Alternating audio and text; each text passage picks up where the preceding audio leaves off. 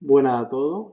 Bueno, en este vídeo voy a hacer un análisis más pormenorizado de los artículos imprescindibles publicados en el tercer trimestre del año 2020, consistente en la típica sesión clínica de revisión de core o de revistas clínicas de medicina interna. Bueno, mi nombre es Nicolás, soy residente de tercer año de aquí del Hospital Costa del Sol. Y bueno, como ya he dicho en la presentación física, he decidido colgar el vídeo también en formato digital en el canal de sesiones, teniendo en cuenta la limitación temporal de las sesiones presenciales, además de, bueno, el interés de esta sesión que siempre eh, implica un mayor número de o un mayor volumen de información con respecto al tiempo que tenemos, o quizá a veces pues gustaría echar un vistazo más pormenorizado a los artículos presentados, o incluso para aquellas personas que no hayan podido tener la ocasión de ver la sesión en directo, pues porque estén fuera del hospital ese día o por cualquier motivo. Bien, en cuanto a los materiales y métodos para preparar esta sesión, pues bueno, son los típicos, ¿vale? Es decir, la revisión de todos los artículos originales publicados en el periodo del 1 de julio de 2020 al 30 de septiembre de 2020 en las principales revistas médicas internacionales de más alto impacto, que son el New England, el Lancet, el JAMA, el British Medical Journal y el Annals of Internal Medicine.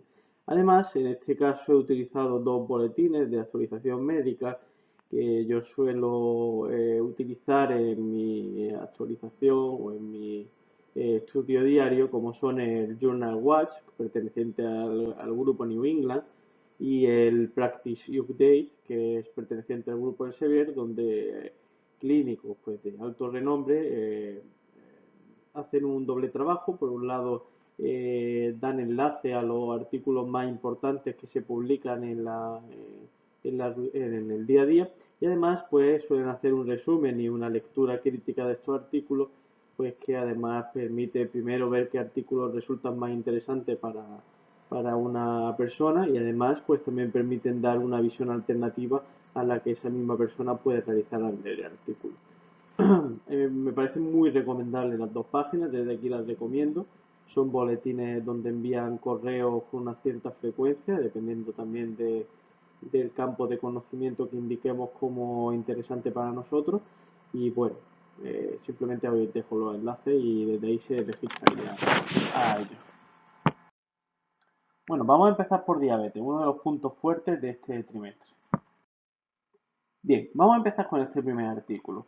Este artículo que ha sido publicado en el Diabetes Care y que se titula Comparación del Freestyle Libre Pro Flash, la monitorización continua de glucosa por este aparataje, versus el Point of Care, es decir, los BMT de toda la vida, en pacientes hospitalizados por diabetes 2 que están tratados con un régimen de insulina bolo-basal. Bien, pues el título lo dice todo. Es un estudio prospectivo en pacientes que están ingresados en un servicio bien médico o bien quirúrgico y que tienen una diabetes 2. Están siendo tratados con una insulina en un régimen bolo-basal. Podría estar en este caso implicado por una glargina U300 o una U100, y se utilizaban como régimen corrector y prandiales, pues glulisina. Aparte, pues podían tener cualquier tratamiento previo, y lo importante es que el paciente no tuviese en ese momento evidencia de cetoacidosis. Bien, pues se excluían en el estudio los pacientes que tenían diabetes 1, las pacientes gestantes, también se excluían pacientes con hepatopatía, nefropatía o pancreatopatía severa, y también los pacientes que estaban siendo tratados con esteroides. Y los objetivos primarios pues eran las diferencias en valor medio de glucemia, la hipoglucemia de menos de 70 miligramos de cilitro y de menos de 54, la hipoglucemia nocturna, los tiempos en rango glucémico y el MARC, que es una medición, perdón, de variación entre una medida glucémica con un determinado aparataje y el método de referencia. En este caso es un porcentaje de variación entre el que se considera el estándar, que es el PPT, y la monitorización continua de glucemia. Aquí tenemos la representación gráfica de lo que es el estudio, y como veis son glucemias prepandriales y antes de dormir, frente a monitorización continua de glucosa. Un aspecto importante es que, si bien es cierto que los pacientes realizaban las dos cosas, ¿vale? La monitorización continua de glucemia estaba ciega, es decir, los investigadores, los pacientes no sabían cuál era la monitorización continua de glucemia y por tanto no guiaban ninguna de las terapias ni ninguna de las decisiones por esta monitorización. Hay que tener en cuenta que esto es un estudio de calibración y sobre todo también de prueba de concepto y eficacia, donde no se quiere llevar a cabo una demostración en cuanto a resultados clínicos, ¿vale? Otro aspecto que quería comentar es que el rango de medición de este aparato es de 40, perdón, a 500, y otro aspecto que me parece bastante importante es tener en cuenta que como medición continua de glucemia se va a hacer un método intersticial y de ahí este estudio. Sabemos que los métodos intersticiales se considera que tienen menos precisión con respecto a la sangre capilar, pero aportan las ventajas lógicamente de un menor número de funciones y además de información en cuanto a tendencias, curvas, etcétera. Por tanto, si estos métodos consiguiesen unas calibraciones adecuadas y unas mediciones precisas, podrían ser una alternativa realmente muy positiva, ¿vale?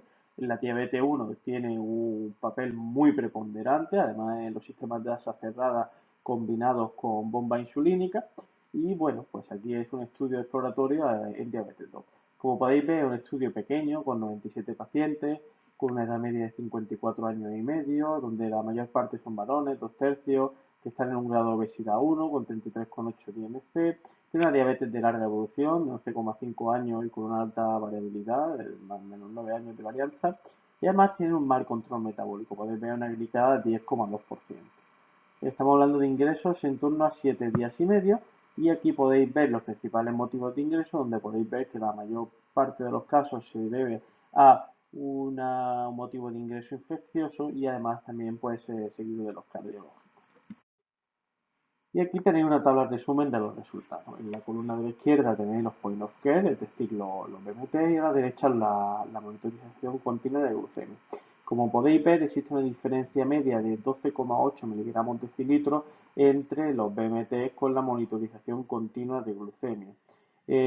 Hay que tener en cuenta que, bueno, pues esto se puede deber tanto a el hecho de que se considera mayor número de volúmenes como quiero decir, un mayor número de glucemia a lo largo de todo el día, como también teniendo en cuenta el hecho de que la calibración, como digo, la exactitud de las muestras por BMT siempre es mayor a la de la monitorización continua de glucemia. A la derecha tenéis una gráfica en cuanto a los distintos días y las glucemias medias que presentan. Lógicamente con una tendencia decreciente porque los pacientes conforme llevan más días ingresados, el ajuste insulínico que se realiza, insisto, guiado por BMTs es mejor y por tanto las glucemias se van ajustando pues, a un control óptimo. Además os he puesto las tasas de hipoglucemia por debajo de 70 y aquí viene el punto fuerte. Lógicamente, si el aparataje del MCG está midiendo en todo momento, pues lógicamente la tasa de hipoglucemia que se va a detectar va a ser mucho mayor y ese es el punto fuerte. Aquí podéis ver que el porcentaje de pacientes con hipoglucemia debajo de 70 detectados por BMT son un 14% de los enfermos y un 40% más con monitorización continua de glucemia. Además, con hipoglucemia más severa, es decir, de 2 por debajo de 54, pasamos de un 4,1% a un 46%, una tasa pues altísima en comparación a la inicial. Y además, si consideramos las nocturnas y prolongadas, que serían aquellas de menos de 54 durante al menos 120 minutos, pues también se duplica la prevalencia de los enfermos con esas tasas. Esta tabla es muy importante en el sentido de que va a demostrar un poquito dónde es fuerte y dónde es más floja la monitorización. Como podéis observar, pues son los MARS, ¿vale? El porcentaje de variabilidad. Y como podéis ver, el porcentaje de variabilidad total es de un 14,8% y si veis los porcentajes, esa variabilidad va disminuyendo conforme bueno, pues el rango de glucemia es más elevado. Y bueno, podéis ver a la derecha pues cómo de preciso es si ponemos un rango más estrecho, más o menos 15 miligramos de cilitro, más o menos 20 y más o menos 30. Lógicamente, cuanto más abrimos el intervalo, más preciso es, pero me parece más interesante que eso, por supuesto, el hecho de que donde más falla la monitorización es en las cifras bajitas. Y por eso, se sabe de sobra, en los sistemas de acceso cerrado y en los sistemas de monitorización en el diabetes 1. Más importante que la cifra exacta de glucemia son las tendencias, que marcan una tendencia hacia la hipoglucemia y que por tanto permiten que el enfermo pues vaya preparándose para hacer frente a esa hipoglucemia. ¿Cuáles son las limitaciones de este estudio? Bueno, pues el número de hipoglucemia, que es el principal punto conflictivo del estudio, pues es pobre. Los pacientes son muy poquitos, ¿vale? Se excluye el tratamiento con esteroides, que es uno de los puntos más complejos en el tratamiento de los pacientes diabéticos ingresados.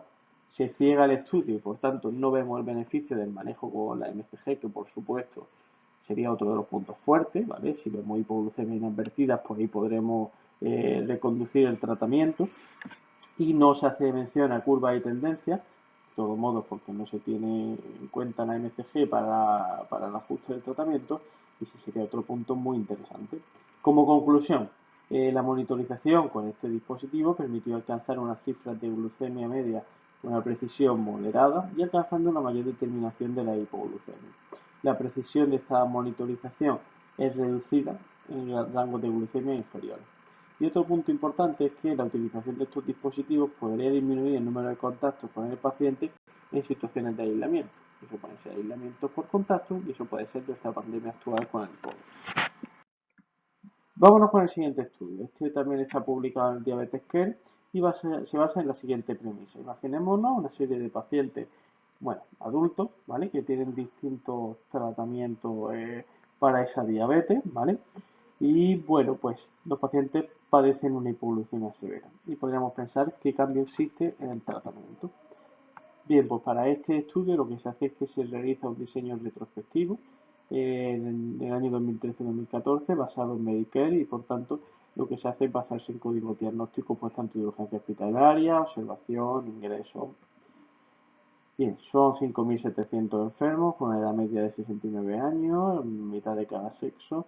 El 68% de los enfermos usan insulina y fijaos que el 37% de los enfermos usan sulfonilurea. Recordemos que estamos hablando de hace 6-7 años.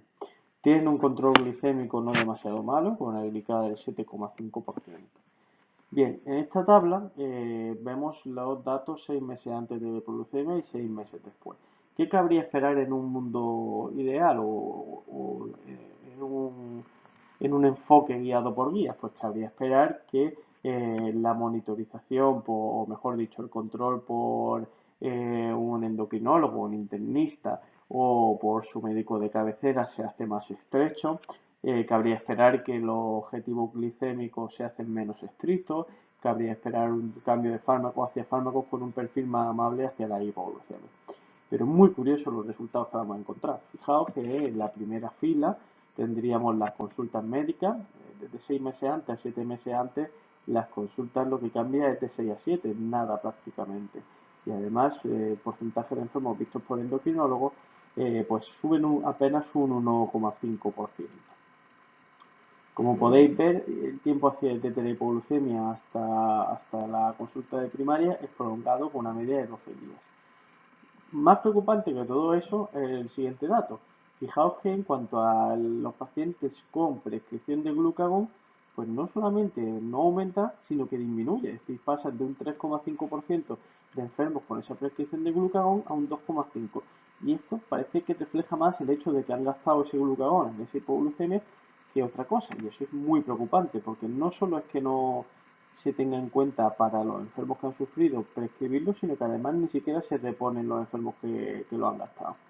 El número de tiras utilizadas para test pues se queda exactamente igual y el número de enfermos con monitorización continua de glucosa pues de hecho disminuye.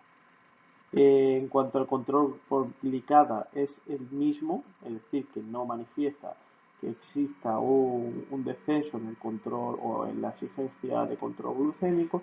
Y como podéis observar, la siguiente fila, que es bastante interesante, sería aquellos enfermos que en distintos rangos de glucemia aumentan al menos un 0,5%, que es lo que cabría esperar en cuanto que el control se hace menos estrecho. Como podéis ver, pues es un poquito más elevado en los enfermos que tenían un control glucémico por debajo de un 6% de glicada, pero acaba siendo pues muy pobre, sobre todo en las tasas más altas. Y luego, en cuanto al cambio terapéutico, bueno, pues la insulina apenas cambian entre sí, pero es verdad que está clasificado de una manera en la que tampoco permiten saber si se ha pasado de una, por ejemplo, una glargina 300, 100 a una glargina 300, etcétera. Lo que sí que es llamativo es que las sulfonilureas pues pasan únicamente de un 37 a un 30%, que no es un cambio muy importante para la altísima relación de este fármaco con la hipoglucemia. Además, la metformina baja y el IDPP4, que sería un tratamiento que en este momento, hace 7 años, cabría esperar que se podría haber utilizado de forma predominante, teniendo en cuenta el perfil más amable en cuanto a la hipoglucemia, pues no se utiliza. Aumenta, o sea, disminuye un 0,6%. O sea que los resultados son bastante alarmantes, entre comillas. Bien, eh, ¿qué limitaciones tiene este estudio? Pues es verdad que tenemos un marco temporal algo antiguo y, bueno, en cierto modo un panorama distinto en cuanto a opciones farmacológicas. La definición de hipoglucemia, pues un poco pobre porque está basado un poco en los códigos diagnósticos y, como digo, no se puede saber exactamente si hay cambios entre insulinas basales, pues por ejemplo, si existe un cambio de una LAN2 a una 2G, una tresiva, etc. Conclusiones, pues existe una seria y preocupante inercia terapéutica en una cohorte de enfermos que sufren de hipoglucemia severa y la hipoglucemia pues, debe de ser una ventana de oportunidad para cambios terapéuticos y orientados especialmente a la seguridad del enfermo. Vamos con un ensayo clínico publicado en New England y que va a ser sobre la insulina Icodec. La insulina Icodec es una insulina pues, que promete bastante. De las insulinas de larga duración es la de Novo Nordisk y es la que más promete a día de hoy. Es una insulina que tiene un pico de concentración a las 16 horas de aplicación y tiene una vida media de la friolera de una semana. Ya sabemos que estamos muy en boga últimamente con los tratamientos long acting, pues se han visto pues, con los GLP-1, con los inhibidores de la PCSK9, ahora con los antirretrovirales también, y una insulina, desde luego, de larga duración podría ser una herramienta terapéutica excelente. Pues este ensayo es un ensayo pues bastante sencillo en su planteamiento. Vamos a ver, si nosotros queremos comparar ICODEC con otras insulinas, necesitaremos pues placebo. Necesitaremos, al compararlo con glargina U100 en este caso, poner administraciones diarias de glargina U100 en el grupo de control, como podéis ver representado a la izquierda, y luego pues un placebo semanal de ICODEC. Y viceversa, en los enfermos que van a estar en el grupo activo de ICODEC, pues un tratamiento activo una vez semanal con ICODEC y 7 placebos, uno diario, de glargina U100, ¿vale? Importante que se empieza con glargina U100 10 unidades diarias, y mientras que con ICODEC, pues equivalentemente se empieza con 70 unidades semanales, ¿vale?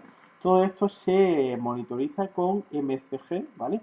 Pero no se, igual que en el estudio previo, no se hacen cambios terapéuticos guiados en esa MCG, sino en BMTs. Bien, como ya he comentado, un ensayo doble ciego, es de fase 2, ¿vale? Eficacia y seguridad. Se hace un seguimiento a 26 semanas. Son diabéticos 2, sin insulinización previa y con un mal control metabólico. Se empiezan introduciendo enfermos con una glicada entre 7 y 9,5, ¿vale? Desde 18 hasta 75 años. Y bueno, pues se randomizan, como hemos comentado, a las opciones dichas y se les permite utilizar metformina más menos IDPP4, ¿vale? El outcome primario sería el cambio en glicada y el outcome secundario es seguridad y tiempo en rango glucémico entre 70 y 140 miligramos por decilitro. Bien, es un estudio no demasiado grande, son 247 pacientes macheados uno a uno, son una edad media de 60 años, es decir, la mitad prácticamente son varones, una diabetes de larga duración, unos 10 años, obeso grado 1, IMC 31, con una glicada, bueno, de un 8%, no excesivamente mala para el rango que se habían puesto, y tiene una implementación del uso de PP4 en torno al 47%. Son enfermos, eso sí, con pocas complicaciones, tienen un 20% y eminentemente son neuropatías en el 10% de los casos. Bien, ¿qué ocurre? Pues mirad los resultados. En azul vamos a tener los resultados de ICODEC y en gris vamos a tener los resultados de glargina U100. Esta es la tasa de glicada y vemos que baja pues, en torno a un 1,2% en ambos casos, ¿vale? Que bueno, pues a 26 semanas pues son unos resultados buenos. Pero además, lo que podemos observar, bueno, aparte, para empezar, observamos una equivalencia entre ambas insulinas. Pero además, podemos observar que con Icodec ya presenta un aumento del 5% del tiempo de rango, lo cual son 78 minutos diarios. Y además, pues se observa que al final del seguimiento existe una disminución del 20% de la dosis de insulina total que es necesaria a nivel de semana, de tal manera que en glargina se utilizan en torno a unas 41 unidades diarias, mientras que con Icodex se utilizaría en torno a unas 33 unidades diarias. ¿Qué implica menos insulina? Pues ya sabemos que menos insulina implica menos riesgo, implica menos peso añadido, etc. Bien, reacciones adversas. Pues una mayor tasa de hipoglucemia con ICODEC, con una odds ratio de 1,84, y esto es una de las grandes escollos que tienen que superar la insulina long acting. Lógicamente una mayor vida media y una mayor presencia de la insulina durante todo el día puede implicar ese mayor riesgo de hipoglucemia, pero luego al desglosar en grado 2, menos de 54, grado 3, aquellos con un déficit neurológico severo, pues la verdad que la tasa es baja y es similar entre ambos grupos, tiene un riesgo relativo que no es estadísticamente significativo. Y bueno, pues es verdad que no presenta eventos adversos relacionados severos con la medicación y lo que presenta son reacciones locales y hipersensibilidad pues bastante escasas. Limitaciones y sesgos. Pues es un estudio que, aunque está macheado, el bajo número de aleatorizado, quiere decir, perdón, el bajo número de pacientes hace que existan diferencias en los grupos y la verdad que hay una duración de más de 1,7 años en la diabetes de los enfermos en el grupo IDECODEC con respecto de los otros. El doble ciego minimiza, pues lógicamente, el principal efecto beneficioso, que es la adherencia. Y luego hay que tener en cuenta que son enfermos pues, poco complejos, son enfermos de ensayo, que están motivados, que tienen pocas complicaciones. Y el seguimiento es corto, ¿vale? Son 26 semanas, no se ve la pérdida de adherencia. Conclusión, el tratamiento con insulina y CODES semanal presenta un perfil farmacocinético muy ventajoso y una eficacia que no es inferior a insulina glargina o un 100 diario, y a efectos de adherencia esto es una opción muy atractiva. Imaginaos bajar de 365 pinchazos a 52 anuales, es una pasada, y cuando pasemos a fase donde se haga una comparación sin ciego, pues ahí va a ser donde lógicamente esta insulina va a llevarse el gato al agua. Vámonos ahora por unos enfermos tan nuestros como son los pluripatológicos y los enfermos falágiles. Bien, vamos con este artículo ahora publicado en el BMJ que es realmente interesante. Se titula Asociación entre los cuidados paliativos y resultados de salud entre adultos con enfermedades terminales no oncológicas. Bueno, un estudio de cohorte retrospectivo basado en la población de Ontario entre 2010 y 2015. La idea que realizan, pues bastante original, lo que hacen es ver pacientes que están derivados a cuidados paliativos en sus últimos 6 meses de vida. Como digo, son enfermos que están con enfermedades terminales, pero que no son oncológicos, que quizá un poco la asignatura pendiente, ya que en lo oncológico pues se tiene bastante conciencia de estos cuidados, pero quizás no lo tenemos tanto en el resto. Y lo que se hace con estos enfermos es que se aparean uno a dos a enfermos sin cuidados paliativos, que también fallecen, y se ven los resultados en los últimos 6 meses. Se hace un ajuste con Propensity Score y se hace un buen ajuste porque se ajusta pues por lo más importante, causas de muerte, índice de fragilidad. Bueno, aquí hablan de que se hace una ponderación con cáncer metastásico y demás, pero es porque luego realmente eliminan los pacientes de cáncer para hacer el análisis correctamente. Y bueno, también se tiene en cuenta edad, sexo, comorbilidad del lugar de residencia, etc. Los objetivos, pues lo más importante, ¿vale? ¿Qué es lo que se quiere evitar en un enfermo terminal? Pues cuantas menos visitas al hospital mejor, cuantas menos estancias en la urgencia mejor, y lógicamente si el paciente puede fallecer en su domicilio o en un hospice, pues muchísimo mejor que fallecer en la planta o incluso en urgencias, que ya sería lo peor. Por tanto, objetivos primarios: visitas en emergencia, ingreso y ingreso en UCI, y objetivos secundarios: fallecimiento hospital, domicilio u hospice, y medidas cruentas como son pues, una RCP, una ventilación o una diálisis. Bien, estas que tenéis a la izquierda son las características basales una vez se ha pasado el Propensity Score. Como podéis ver, son enfermos bastante añosos, 84 años de media, donde las mujeres son el 60% casi, con alto índice de fragilidad, con polifarmacia, con una media de 15 fármacos prescritos, con una visita de urgencia y ningún ingreso de media del año previo. A la derecha podéis ver, a la izquierda son los datos en pacientes que bueno, pues fueron derivados a paliativos, y a la derecha pacientes que no fueron derivados a paliativos antes de pasar el propensity score. Lo que sí quiero que veáis es que, bueno, pues presentan, como podéis ver, en torno a un 20% de arritmia, un 6% de enfermedades neoplásicas, aunque digo esto luego se elimina. Son en torno a un 20% de POC, en torno a un 20% de insuficiencia cardíaca, un 17% de enfermedad coronaria, en torno a un 21 o 22% de demencia, en torno a un 21% de diabetes, en torno a un 83-81% de hipertensión y en torno a un 11-10% de enfermedad renal crónica, además de en torno a un 10-11% de accidentes cerebrovasculares. Luego, sí que sería interesante también ver cuáles son las causas de muerte más frecuentes entre estos enfermos, que como digo no son neoplásicas, y las que se van a registrar sobre todo pues son en primer magnitud son la demencia, va seguido posteriormente del EPOC y luego también del ictus. Aparte también pues la renal crónica terminal, insuficiencia cardíaca y cirrosis. Bien, arriba podéis observar el diagrama de flujo, donde como podéis observar pues hay 260.769 enfermos que fallecen por diversas causas de 2010 al 2015, entre las que hemos dicho, y además está el cáncer. Se excluyen 71.000 enfermos, pues bueno, porque no han recibido, porque han recibido los cuidados paliativos antes del plazo que se había dicho, o porque han sido en la última semana de vida y se considera que el efecto beneficioso que podía aportar era pobre, y otros motivos menos frecuentes.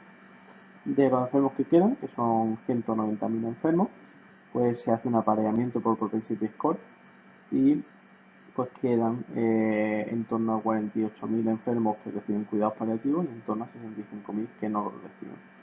De esos 48.000 que reciben cuidados paliativos, la mitad son enfermos no neoplásicos, y de los que no reciben cuidados paliativos pues quedan 40.000 enfermos que no son neoplásicos.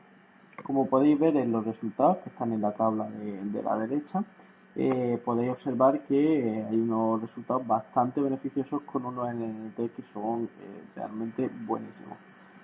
Para empezar, pues en cuanto a las visitas a urgencias, que están estimadas como visitas por persona al año, podéis observar que en los enfermos que tienen cuidados paliativos se trataría de 1,9 visitas por paciente año, mientras que en los no paliativos es 2,9. Y eso supone una reducción de un 12% en el riesgo de visita a urgencias, con un NT de 11 enfermos que habría que mandar a paliativos para evitar que uno vaya a urgencias. En cuanto al ingreso hospitalario, también baja un 12%, pero en este caso el NNT es de 4. Y en cuanto a los ingresos en UCI, pues esto baja un 41% y un NNT de 1, que eso la verdad es que no lo veréis en ningún ensayo, porque es la primera vez que yo veo también un NNT tan bajísimo. En cuanto al fallecimiento domiciliario o en un hospice frente al hospital, la verdad es que ahí tiene unas tasas bastante buenas, aumenta un 67% el riesgo de morir en casa con respecto de morir de hospital. Y en cuanto a las medidas cruentas, baja un 44% el riesgo de padecerlas, que también es un resultado bastante positivo. Aquí podéis observar cómo ocurren con respecto de las distintas comorbilidades, de tal manera que observáis a la izquierda la tasa de visita a urgencia, y favorece los cuidados paliativos de forma estadísticamente significativa en todos los casos, salvo en el caso de la demencia. Posiblemente esto esté relacionado a un manejo con algo más de incertidumbre por parte de estos equipos en los pacientes con demencia, que bueno, pueden tender más a agitarse, a precisar de otra serie de medidas. En la siguiente tendríamos el caso de los ingresos hospitalarios. Ocurre lo mismo, se dispara más las demencias, quizá, pues como digo, se de enfermos que son más difíciles de manejar en domicilio. Y el siguiente pues se trataría de ingresos en la UCI, donde bueno, pues efectivamente sigue con la tendencia a favorecer en todos los grupos. y como podéis observar favorece la muerte en domicilio en todos los casos, salvo en el caso, como digo, de la demencia. En los pacientes con demencia, el Hazard ratio de visita a urgencia aumenta un poquito con paliativo, aumenta con los ingresos un poquito más y el lugar de fallecimiento, pues ya digo, aumenta en hospital. Pero ojo, que esto no ocurre cuando estos enfermos vivían en el domicilio, en el momento en el cual aumenta el 28,9% el riesgo de morir en el domicilio. Por tanto, parece que el problema viene eminentemente de aquellos enfermos que están institucionalizados con demencia, donde parece que los equipos de paliativo o el manejo multidisciplinar con las unidades de la residencia parece que es más difícil en cuanto al manejo y estos enfermos parece que no se manejan dentro de la residencia y se derivan a hospitalarios. Bien, en cuanto a las limitaciones, aparte de los especialistas en paliativo, en este sistema se considera a la hora de efectos de contabilizarlo para estudios como contacto con paliativos cualquier médico general que más de un 10% de sus contactos médicos, es decir, de lo que declara como recibo, esté en relación a medicina paliativa. Es decir, no son médicos tan dedicados como pueden ser las unidades de paliativo aquí. El paciente que se deriva a paliativos suele encontrarse peor que el que no, eso es un seco de selección, hace una infraestimación de la magnitud y además, bueno, aquí se vio antes del propensity score porque, bueno, pues lógicamente enfermos que eran de zona urbana, donde quizás estos cuidados están más implementados, o enfermos que habían ido más a urgencias durante el día previo, o que tenían más cáncer metastásico, o que tenían el mayor índice de fragilidad, se derivaban más de cuidados paliativos. Esto luego se supone que se ajusta por propensity score, pero siempre puede quedar un pequeño seco, y como digo, lo que sí es esa posible infraestimación de la magnitud. No se indica el tiempo de llegada paliativo hasta muerte ni posibles diferencias en cuanto a el tiempo de llegada. Hombre, se supone que cuanto antes mejor, pero como digo, se supone y eso habría que cuantificarlo y sería algo muy interesante. Pero bueno, las conclusiones de este estudio son realmente interesantes y serían pues tan llamativas como que la inclusión de pacientes no oncológicos en programas de cuidados paliativos implica una mejora en las condiciones de muerte, en el end of life care, y los pacientes con demencia institucionalizados pues parecen beneficiarse menos de estas medidas.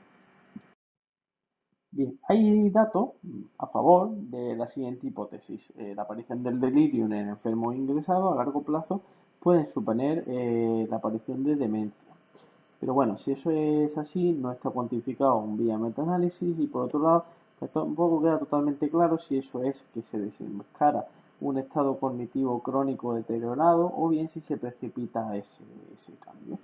Bien, pues lo que se hace por tanto para ello es realizar esta revisión sistemática donde se introducen 23 estudios y se hace durante unos 60 años de bibliografía.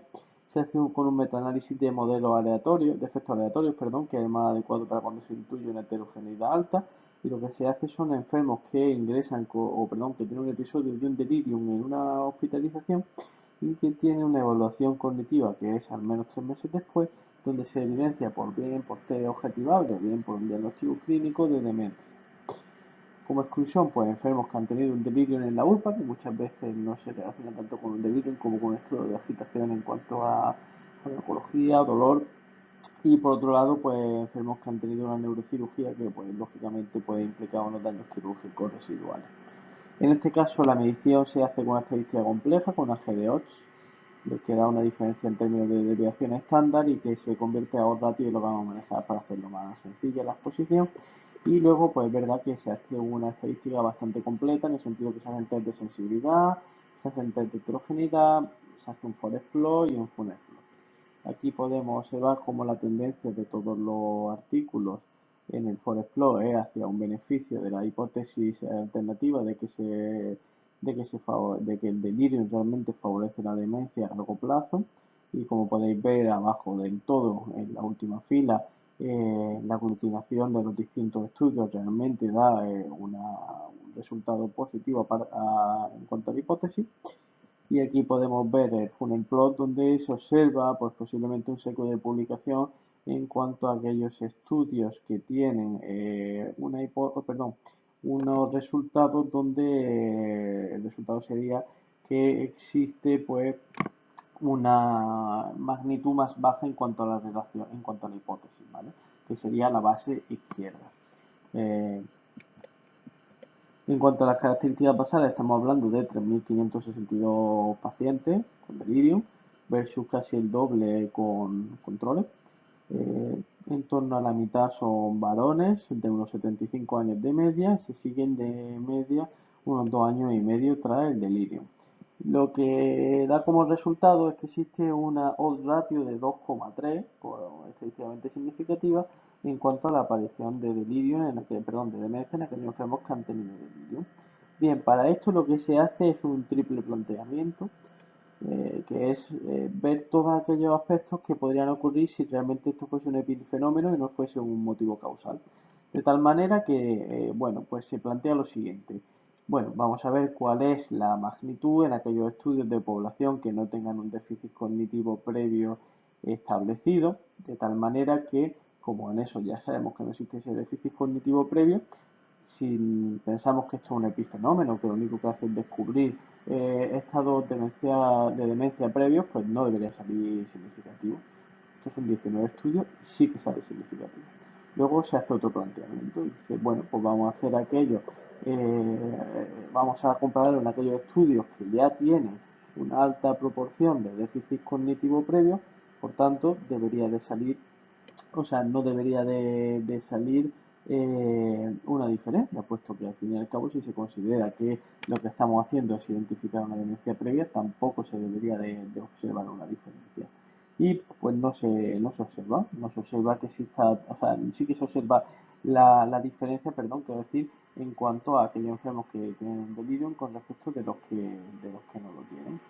Y por otro lado, en cuanto a se hace un ajuste de la G por metaregresión por el estado cognitivo basal y sigue apareciendo esa tendencia. Por tanto, pese a los distintos test de sensibilidad que se realizan para valorar si esto puede ser un epifenómeno o realmente es un factor causal, pues en todos los casos sale como factor causal. Bien, en cuanto a las limitaciones, tiene una alta heterogeneidad, son una I cuadrado bastante alta, y es verdad que faltan estudios, como he dicho, en la base izquierda del funnel plot.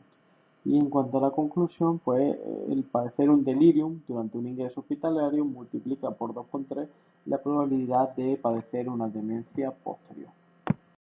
Vamos ahora por los lípidos. Bueno, este estudio de una manera o de otra se acaba publicando en todos los cores siempre, porque siempre sale dato a favor, dato en contra. El uso de estatina en ancianos. Vamos a ver. Imaginémonos, pues un anciano, ¿vale? Que llega a los 80 años. Pues actualmente las estimaciones se consideran que un enfermo que llega a los 80, o perdón, una persona que llega a los 80 años, una vez ya llega a esos 80 años, su media de supervivencia son 8 o 9 años más, con lo cual el porcentaje, o mejor dicho, la supervivencia que se puede aportar a un enfermo mediante distintas medidas preventivas puede ser elevada. Bien, pues lo que se hace en este estudio, que está basado en la cohorte de veteranos de Estados Unidos, es hacer un estudio retrospectivo de cohorte, donde ancianos de más de 75 años que están libres de enfermedad cardiovascular, pues se observa que sí que ocurre en ellos, ¿vale? No se excluyen, y esto es muy importante porque al no excluirlo permite dar unos resultados más reales, entre comillas, pues no se excluyen ni cáncer, ni demencia, ni distintas parálisis. Sí que se excluyen la muerte a menos de 150 días, ¿vale? Porque, bueno, pues ya sabemos que las estatinas precisan entre 2 o 5 años para su efecto. Bien, se reclutan enfermos entre el 2002 y el 2012 y se siguen de media unos 7 años. Se corrige por Propensity Score, que es otro punto fuerte del estudio, y como objetivo primario, pues mortalidad por todas las causas y cardiovascular, y como secundario, pues un compuesto de eventos cardiovasculares. En cuanto a las características basales, pues son 326.000 enfermos sin estatina, con 57.000 enfermos con estatina, una edad media de 81 años, 97% de varones, una IMC de 27. Curiosamente, las estatinas que se estudian prácticamente son todas sin vastatina, con lovastatina por detrás. Estatinas de alta potencia, atorvairroso es solamente un 0,5%. Y bueno, pues son enfermos que tienen alta comorbilidad, tienen una hipertensión en el 77%, tienen cáncer en el 41%, tienen diabetes en el 23% y luego pues es verdad que tienen poca FA, poca demencia y poca, curiosamente bastante poca insuficiencia cardíaca. los pacientes que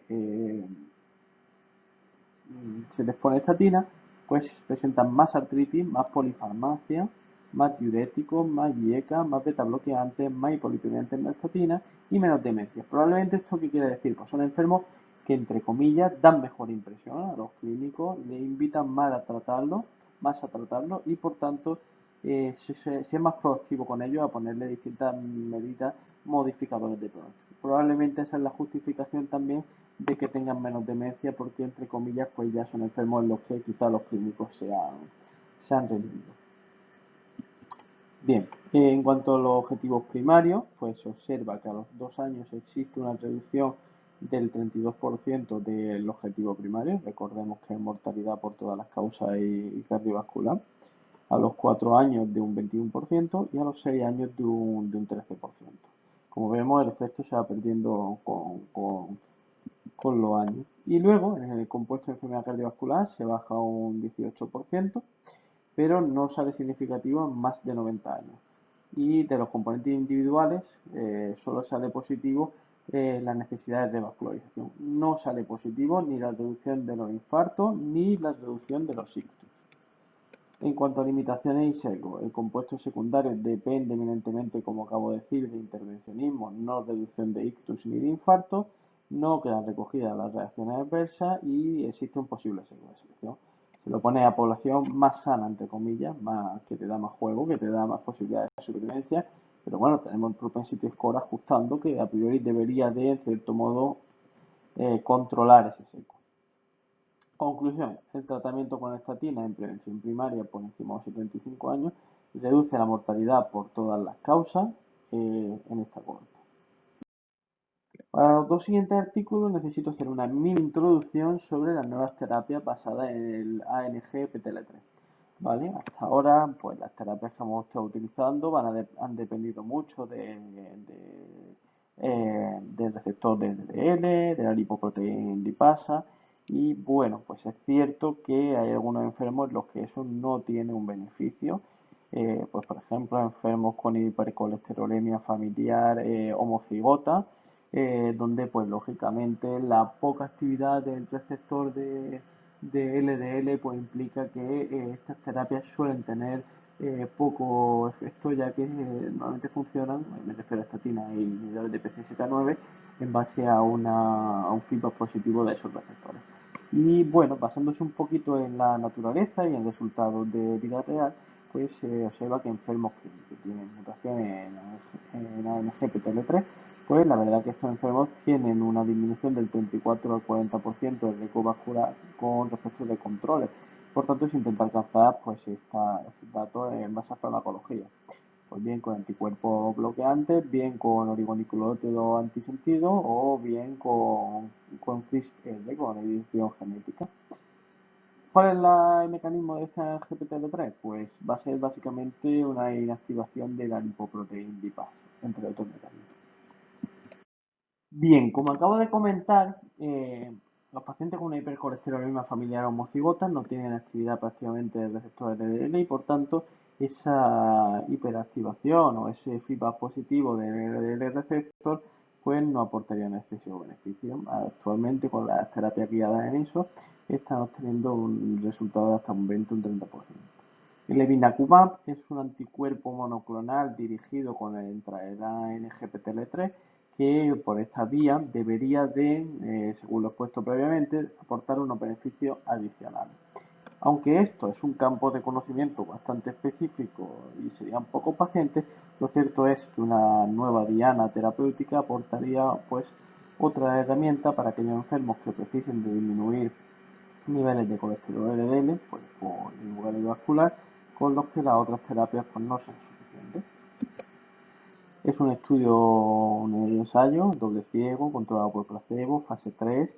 Como digo, inclusión hipercolesterolemia familiar homocigota con tratamiento estable con hipolipemiante a dosis máximas, que siguen teniendo un LDL por encima de 70. Se randomizan 2:1 a evinacumab a dosis de 15 miligramos kilogramo cada 4 semanas versus placebo durante 24 semanas en una fase inicial con ciego y luego se da la opción a los enfermos de estar 24 semanas más sin ciego. Y luego el outcome primario pues es el cambio en el colesterol LDL a 24 semanas. Son poquitos pacientes, 65, en torno a los 41 años, la mitad son varones, tienen, pese a esa, la media de 41 años, un 90% de ellos antecedentes de cardiopatía isquémica, lo cual da una idea de altísimo riesgo cardiovascular de estos enfermos. Son enfermos que tienen 94% de estatina, la mayor parte de alta intensidad. Tienen ya inhibidores de PCSK9 el 77% y además tienen ezetimiba el 75% y lomipatida, otra terapia hipolipemiante, un 25%. El 63% de enfermos tienen una triple terapia o tienen incluso más. Y el LDL medio de estos enfermos es altísimo, son 255. Y los triglicéridos medios son negativos, curiosamente no muy elevados, está más dirigido hacia el tema del LDL. Como podéis observar en estos resultados, en azul tenéis el placebo, estos enfermos al final de seguimiento de 24 semanas sube un 2% el LDL. Sin embargo, en el caso del levinacumab se supone una disminución del 47%, es decir, 134 miligramos decilitros de descenso de LDL, lo cual es de una magnitud altísima. Los triglicéridos además bajan también un 55%, lo cual es otro beneficio de estas terapias basadas en ANGPTL3. Y curiosamente el HDL descende, se sabe que la ANGPTL3 en los pacientes que tienen esta mutación tienen menores niveles de HDL y pese a ello se ha demostrado en el estudio de randomización mendeliana que no implica un mayor riesgo cardiovascular. En cuanto a seguridad, pues no existen anticuerpos antifármacos desarrollados y los efectos adversos son básicamente síndromes pseudogripales, prurito, GEA. Hay un intento de suicidio en el grupo de fármacos. Limitaciones, pues escaso tamaño muestral, la utilización pues, de ese pequeño tamaño muestral pues, es deficiente en algunos aspectos. No existe registro de eventos cardiovasculares, ¿vale? Y el tiempo de seguimiento es muy cortito. Conclusión, el evinacumab es efectivo en reducir el LDL en población con hipercolesterolemia familiar homocigota y dado el buen resultado en una población de tan difícil control, pues como decía antes, puede suponer un arma más en el arsenal de un paciente pues, con muy alto riesgo cardiovascular. Bien, vamos ahora con la otra terapia, que sería el bupanorsen. En este caso es un mRNA antisentido, un oligonucleótido, que va a inhibir la síntesis hepática de la NGPTR3. En este estudio, con doble ciego, ensayo controlado por placebo en fase 2, se reclutan pacientes con diabetes 2, esteatosis y triglicéridos más de 150. Se randomizan a bupanorsen en distintos regímenes, 40 cada 4 semanas, 80 cada 4 semanas o 20 cada 2, frente a placebo. El outcome primario es los cambios de triglicéridos a 24 semanas. En un estudio pequeño, con 100 pacientes, donde la edad media son 53, la mitad son varones, están en obesidad grado 1, con la glicada 8,22, hipertenso en la mitad, y cardiopatía isquémica bajita, 6,7%, tiene un 45,7% de los enfermos de estatina, fibrato un 12, omega 3 un 18, tienen metformina casi todos, sulfonilureas 38 y menos de PP4 y SGLT2.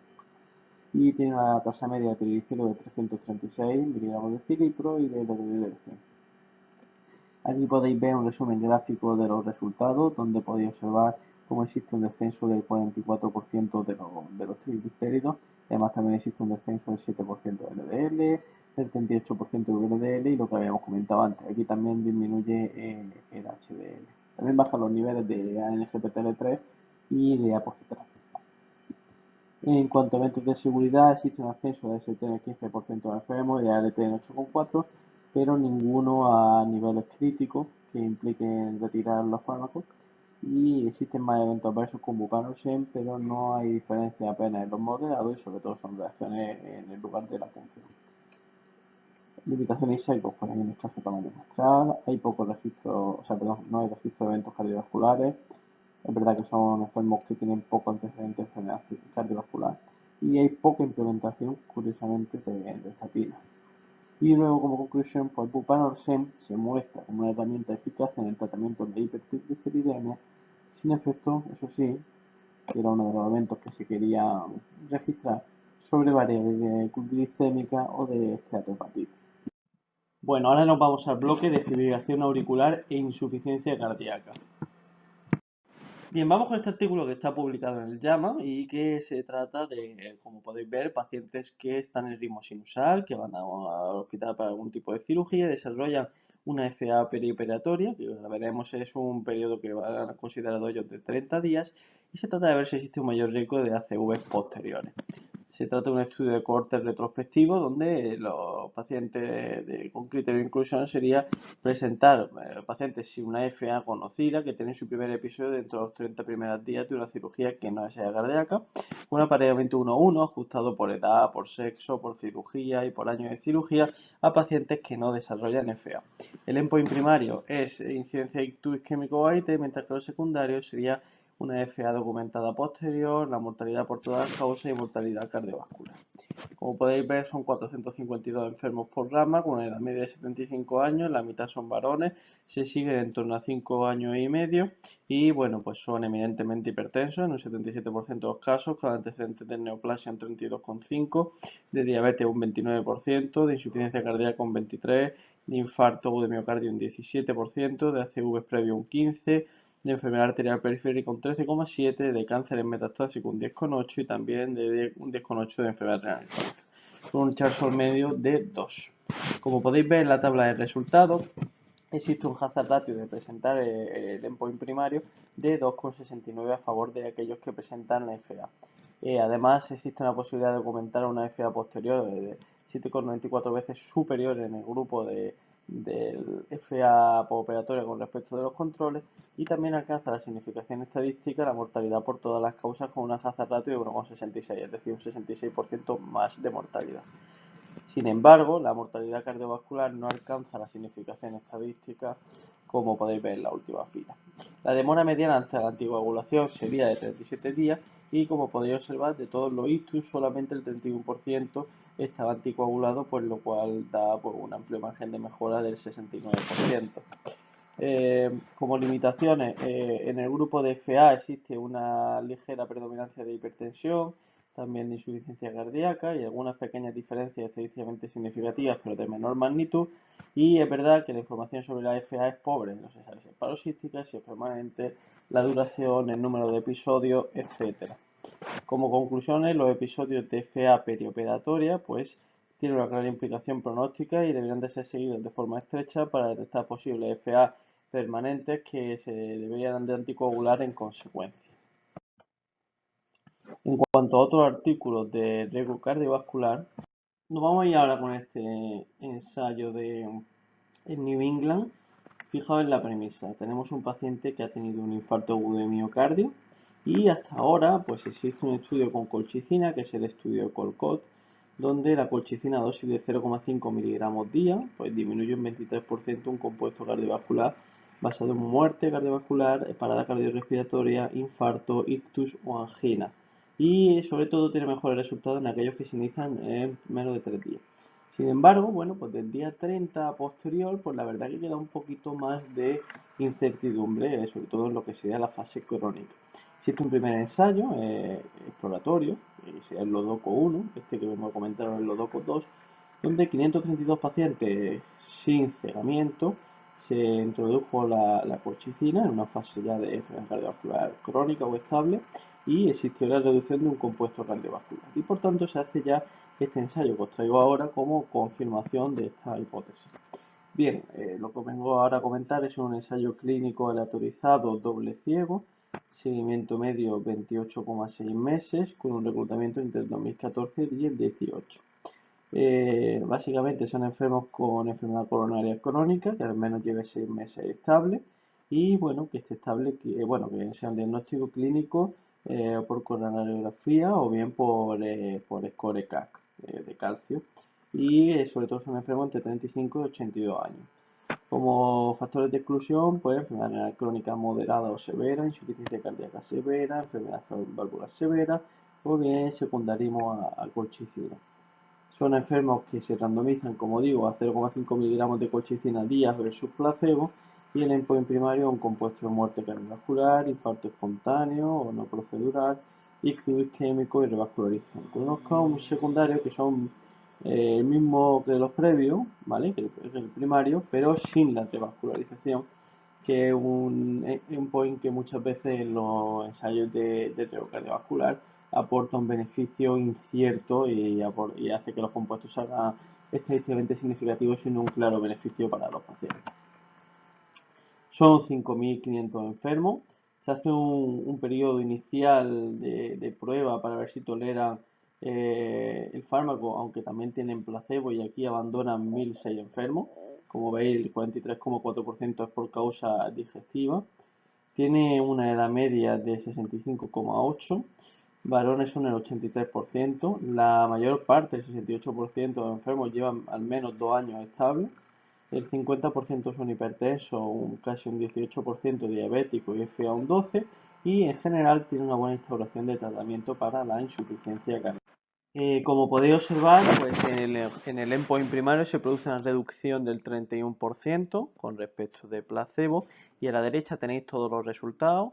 Y como podéis observar, pues efectivamente el endpoint primario aquí lo tenéis representado, mejor hacia colchicina, pero también ocurre prácticamente con todos los endpoints secundarios, entre ellos el que os comentaba, quitando las revascularizaciones, que sigue manteniendo una reducción del 28%, y por tanto indica que digamos que el beneficio es a partir sobre todo también de los endpoints duros. Es importante comentar que existe una tendencia hacia un aumento de la mortalidad por todas las causas con colchicina, y esto es un hallazgo que ocurre de forma numérica pero no de forma estadísticamente significativa. También parece que existe un beneficio hacia una menor tasa de FA, pero no es estadísticamente significativo, y como podéis observar, pues a nivel de los distintos componentes individuales de los endpoints. Por otro lado, en cuanto a los eventos adversos, como digo, existe una mayor tendencia en el grupo de colchicina con respecto de los que no, y como podéis observar, pues cuando quitamos la mortalidad cardiovascular casi alcanza la significación estadística. Como podéis ver, el intervalo empieza en 0,99. Y bueno, pues la verdad es que luego no se observa que exista ningún componente claro a partir del cual surja esto, ¿vale? Se había visto previamente con dos ensayos, donde por un lado apareció una mayor incidencia numérica de neumonía en el grupo de colchicina, y en otro tanto de neumonías como de cáncer, pero no queda claro, y efectivamente aquí podéis ver cómo pues a nivel de cáncer el riesgo relativo, el hazard ratio prácticamente es de 1, tampoco por infección sale significativo, ni por neumonía, ni por causa gastrointestinal, con lo cual queda por ver realmente si hay algún componente individual que lleva a esta mayor frecuencia. Lógicamente la tasa de gota pues es menor en el grupo con colchicina, como cabría esperar. Y por otro lado, pues también existe un pequeño aumento de la mialgia en el grupo de colchicina. En cuanto a las limitaciones, pues comentar eso, que en los tres ensayos COPS, COLCOT y LODOCO2 existe una mayor mortalidad de causa no cardiovascular. Hay pocas mujeres. No está reflejado cómo de controlado está el resto de factores de riesgo cardiovascular, aunque bueno, a priori no parecen los enfermos de muy alto riesgo cardiovascular. Bueno, todo esto se basa en la hipótesis inflamatoria, pero luego no nos dan parámetros inflamatorios que quizás sería interesante. Mismamente, sin irse a más complejidad, la PCR, aunque también alguna interleuquina y otras citoquinas. Y cuidado, por supuesto, pues nefrópata en pacientes que tengan o que estén utilizando macrólidos, ciclosporina o verapamilo. Como conclusión, el tratamiento con colchicina asociado al tratamiento de la cardiopatía isquémica convencional puede reportar beneficios en mortalidad cardiovascular en el paciente crónico, entendiéndose crónico como más de 6 meses sin evento. Y habrá que ser prudente porque existe una tendencia numérica en varios ensayos a que existe una mayor mortalidad de causas no cardiovasculares que requiere de un mayor estudio. En cuanto a ensayos de neurología, estudios de neurología, tenemos este artículo del JAMA, donde se estudia el efecto de rotigotina en la enfermedad de Alzheimer leve moderada.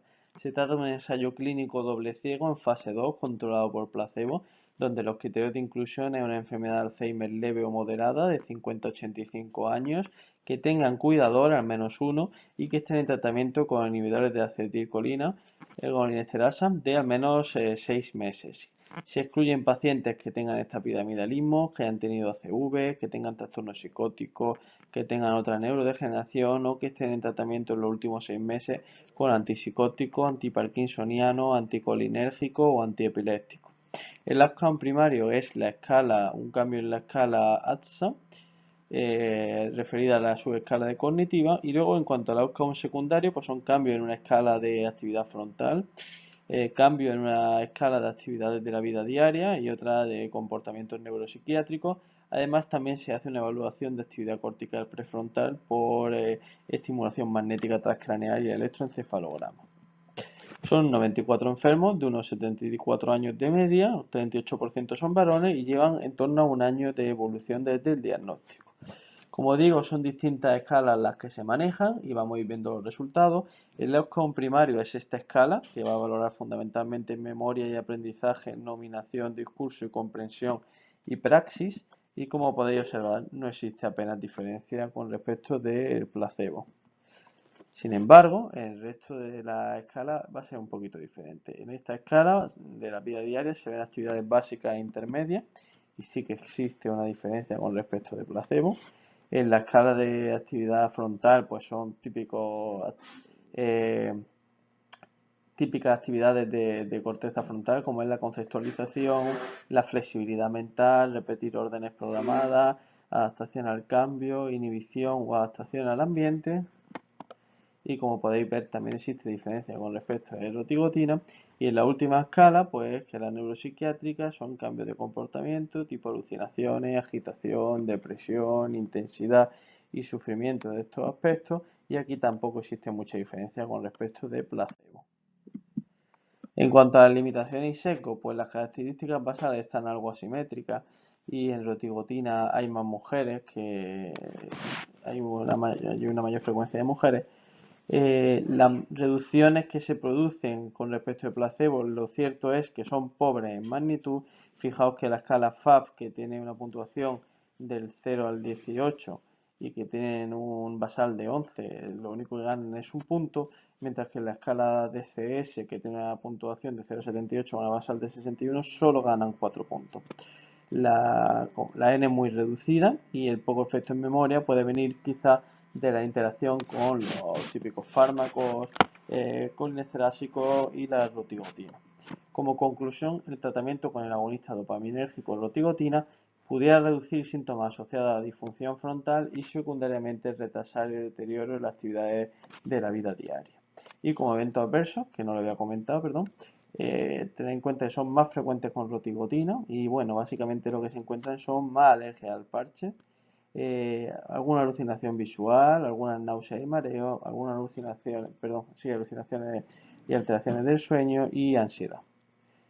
Y tampoco lo había comentado, existe un incremento en la actividad cortical prefrontal medido por la estimulación magnética y el electroencefalograma. Bien, en cuanto a enfermedades autoinmunes, vámonos con este ensayo del New England. Y bueno, hasta ahora belimumab se había utilizado en lupus, en LES sistémico, pero se había excluido en los ensayos cuando existía una nefritis activa severa. Bien, pues aquí la idea es precisamente lo contrario, es utilizarlo en nefritis. Y por tanto, los enfermos se randomizan a, por un lado, su tratamiento estándar de inducción para la nefritis, bien basado en ciclofosfamida o bien en micofenolato, y a eso se le añade o bien placebo o bien belimumab a dosis de 10 miligramos kilogramos. En el caso de belimumab se pone una primera administración en el día 1, otro en el día 15, otro en el día 29 y luego cada 4 semanas. Un aspecto importante a tener en cuenta del diseño es que en la terapia de inducción había posibilidad de hasta 3 bolos de metilprednisolona y posteriormente durante un determinado tiempo añadir prednisolona. Bien, es un ensayo doble ciego con placebo multicéntrico de fase 3 con seguimiento de 104 semanas y como criterio de inclusión estaríamos hablando de nefritis lúpica activa probada por biopsia con una ratio creatininas-proteínas en orina de 1 o más y un patrón 3 o 4, bien con 3,5 o 4,5 o bien 3 o 4 solo, o bien 5 solo en los últimos 6 meses. Tenían que ser enfermos con 18 años o más y que tuviesen los criterios de la ACR de lupo. Bien, como exclusión, pues pacientes que habían sido dializados en el último año, que tenían un filtrado menos de 30, que habían tenido fallos previos con inducciones con ciclofosfamida o micofenolato, que habían sido inducidos con ciclofosfamida en los últimos 3 meses o que habían tenido otras terapias anticélula B en el último año, incluido el propio belimumab.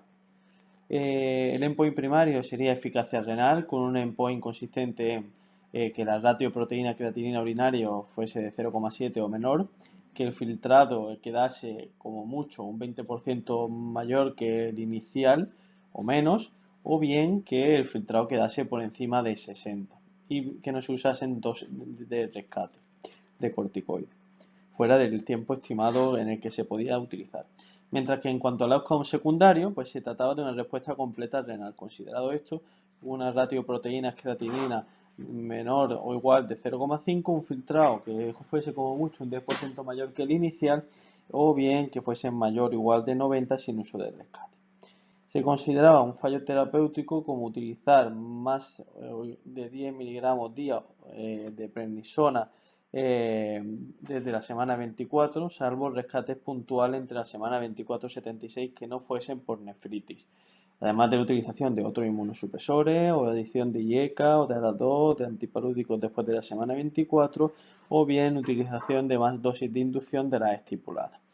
Se trata de 450 enfermos reclutados entre el 2012 y el 2017, con edad media de 33 años, con una duración mediana de nefritis de 2,4 meses y con un lupus de duración mediana de 3,3 años. La mayor parte de los casos eran 3 o 4, aunque había un 26% de 5 añadiendo a 3 o a 4 y un 16% de 5 solas. La mayor parte eran mujeres, con una ratio de proteínas creatina de 3,4 y un filtrado medio de 100, con lo cual todavía no estaban muy deteriorados.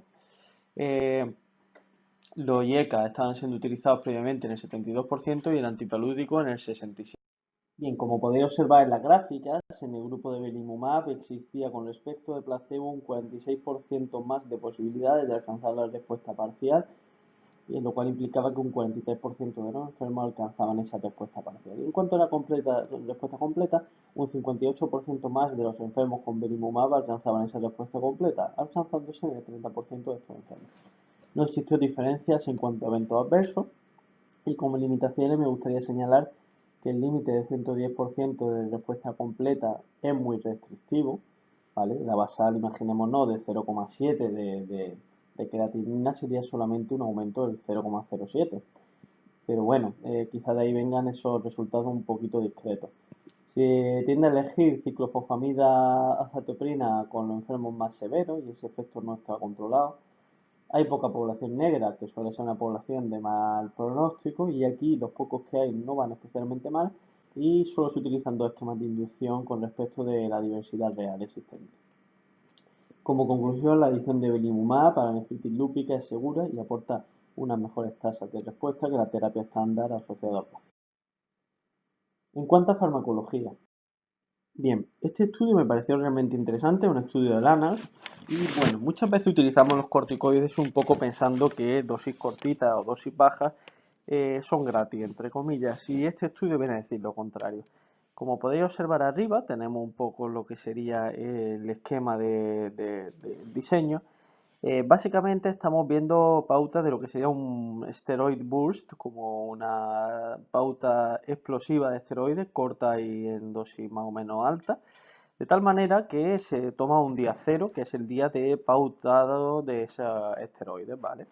Básicamente esto es un estudio de serie de casos, con diseño caso-control individual, de tal manera que lo que se hace es ver hacia adelante, ¿vale? Los eventos que tiene una persona y se compara con atrás. ¿Cuánto tiempo? Pues en los primeros 90 días desde indicar ese esteroide hasta los 90, o sea, con respecto a los 90 días previos. No se tienen en cuenta los eventos que ocurren 5 días antes y 5 días después para evitar posibles secos, ¿vale? Y bueno, se hace una división intermedia del día 5 al día 30 para ver un periodo precoz. Bien, son adultos de 20 a 64 años, es un estudio realmente ambicioso porque introduce toda la población de Taiwán en este grupo etario y la definición de esas pautas de esteroides son corticoide oral por lo menos 14 o menos días. Bien, las variables que se valoran pues son efectos adversos en pulso de corticoides versus no usuarios, como digo, en los días 5-30 y luego pues 31-90. ¿Qué eventos se tratan de registrar? Insuficiencia cardíaca, sepsis y hemorragia gastrointestinal. Bien, estamos hablando de 15.800.000 individuos, de los cuales el 25% tienen en ese tiempo uso de corticoides, ¿vale? Que serían 2.600.000 individuos. Son una población con 38 años de media, donde el 44,7% son varones y la inmensa mayor parte, el 84,5%, tienen un Charlson de 0. La dosis media a la que se usa es de 10 miligramos día, aunque bueno, en un rango de 2 a 15, y con una duración media de 3 días. Las indicaciones, pues son indicaciones de procesos muy leves en la mayor parte. El 15,6% son dermatitis y eczema, luego van las infecciones respiratorias altas, urticaria, bronquitis, sinusitis, amigdalitis, pruritos, catarros, laringitis, faringitis. Y fijaos qué resultado. Existe un aumento de un incremento del récord relativo de 2,37 en cuanto a insuficiencias cardíacas agudas, de 1,80 en cuanto a hemorragias gastrointestinales y de 1,99 en cuanto a la sucesión de sepsis. Como podéis observar, esta tendencia es mayor en el periodo inicial, en el periodo de los 30 primeros días, con respecto del posterior hasta los 90. Bien, como limitaciones no se introduce población de menos de 20 años ni de más de 64, que es una población que realmente es muy susceptible a reacciones adversas, y es interesante. La definición de pulso es muy ambigua, no se establece una dosis clara, por otro lado es lo mismo para esta inclusión un día que 13, no se sabe si hay pautas descendentes, no hay un control de variables confusoras, no hay información de fármacos ni tampoco de hábitos tóxicos, aunque el hecho de que tengan autocontrol de los enfermos consigo mismos permite apostar por un cierto grado de control de esas variables confusoras. Y por otra parte, pues una población que eminentemente es sana y joven y ya tiene estos resultados, con lo cual imaginémonos en una corte de gente pues, más enferma o más añosa. Como conclusión, el tratamiento con corticoides sistémicos a una dosis baja o en duraciones cortas tiene efectos secundarios de importante impacto sobre la morbimortalidad que hay que ponderar. Y esto es todo. Muchas gracias por la atención.